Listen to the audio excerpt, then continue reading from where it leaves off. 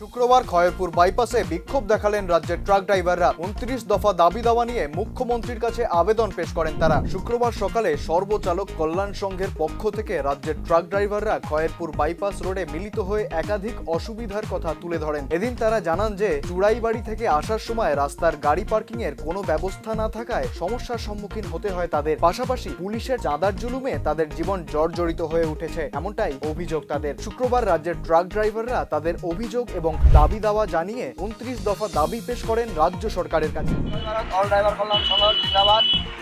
আমাদের যে ড্রাইভারের সুবিধা অসুবিধাগুলো হচ্ছে, দেখুন আমরা বহু রাজ্য থেকে মাল নিয়ে আসি। যেমন আসাম বর্ডারে আমাদের গাড়ি চেকিং করতে হলে 2 ঘন্টা 3 ঘন্টা 4 ঘন্টা এমনকি 2 দিনও লাগে যায়। দেখুন খুব কষ্ট হয় ত্রিপুরা পুলিশও আমাদের কাছ থেকে এন্ট্রি নেয়। সেটা হচ্ছে যেমন আমরা বাইরের থেকে আসি, আমাদের ত্রিপুরার গাড়ি স্টেট ওয়াইজ গাড়ি হয়ে কেন সব পেপার সত্ত্বে থাকা সত্ত্বেও এন্ট্রি দিতে হয়।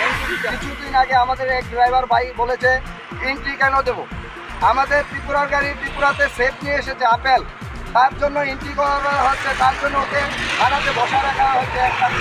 তারপর ধর্মনগরের আমাদের শিলাপাল আছে, উনি গিয়ে সব ড্রাইভার চালক সহচালককে নিয়ে গিয়ে ওনাকে থানা থেকে নিয়েছে। কারণ কি আমাদের ত্রিপুরার যে গাড়ি ত্রিপুরার পেপার সব কিছু আছে, তারপরও কেন আমাদের ত্রিপুরা পুলিশকে আমরা এন্ট্রি দিতে